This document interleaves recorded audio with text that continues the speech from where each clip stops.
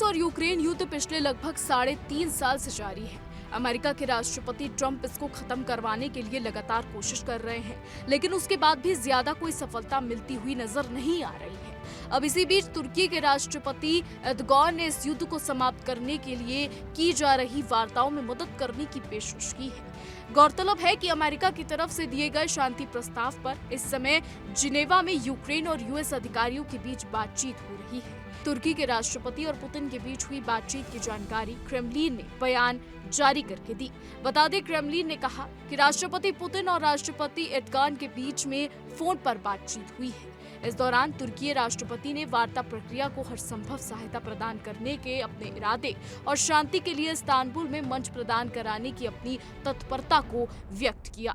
इसके अलावा दोनों नेताओं ने अमेरिका द्वारा दिए गए शांति प्रस्ताव पर भी चर्चा की। इस दौरान पुतिन ने अपने तुर्की के समकक्ष को बताया कि अभी जिस प्रस्ताव की रूस ने समीक्षा की है वो इस वर्ष अलास्का में हुए रूस अमेरिका शिखर सम्मेलन में हुई चर्चा के अनुसार ही है। वहीं आपको बता दें, अमेरिका के शांति प्रस्ताव को अपने स्तर पर मान्यता देते हुए क्रेमलिन ने इस बात की पुष्टि की कि ये योजना सैद्धांतिक रूप से अंतिम शांति समझौते का आधार बन सकती है। वहीं क्रेमलिन के बाद तुर्की के राष्ट्रपति कार्यालय ने भी दोनों नेताओं के बीच हुई बातचीत की जानकारी दी। बयान के मुताबिक एर्दोगान ने पुतिन से कहा कि उनका देश पहले की तरफ आज भी सभी कूटनीतिक पहलुओं और योजनाओं में योगदान देने के लिए तैयार है।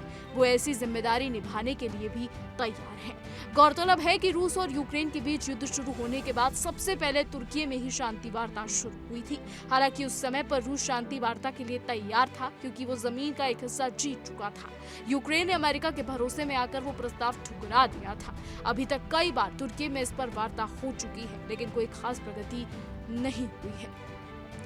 इसके अलावा आपको ये भी बता दें कि शांति वार्ता और भी जगह पर हो चुकी है। इससे पहले डोनाल्ड ट्रंप और पुतिन की मुलाकात हुई थी, जिसका पुतिन ने जिक्र किया था। जी हाँ, वही अलास्का वाली मुलाकात जहाँ ऐसे कयास लगे थे कि पुतिन वहां पर खुद नहीं गए थे, बल्कि अपने बॉडी डबल को भेजा था। इसकी कई वजह थी। वजह नंबर 1 ये रही कि पुतिन की चाल को लेकर लोगों ने काफी कुछ चीजें कही। पुतिन के फेशियल एक्सप्रेशंस को लेकर भी काफी कुछ बोला गया। हालांकि इस चीज से ज्यादा फर्क इस चीज का पड़ा कि ये मुलाकात फेल हो गई, क्योंकि जब डोनाल्ड ट्रंप और पुतिन की अलास्का में मुलाकात हुई थी तो एक कयास लगाए गए थे कि दोनों राष्ट्रपति एक दूसरे से मुलाकात करके शायद इस युद्ध को खत्म करने का कोई हल निकाल लेंगे, लेकिन ये मुलाकात फेल हो गई और कुछ भी परिणाम इस मुलाकात का नहीं आया। युद्ध जारी रहा।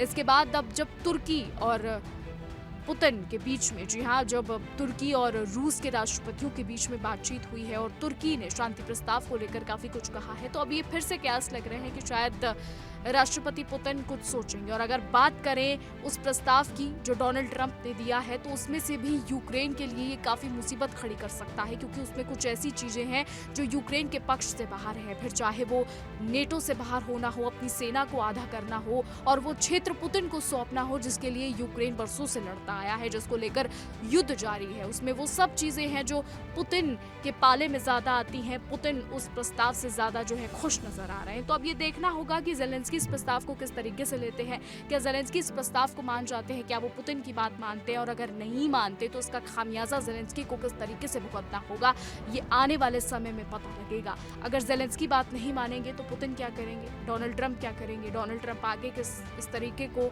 कैसे लेकर जाएंगे, ये आने वाले समय में देखना होगा।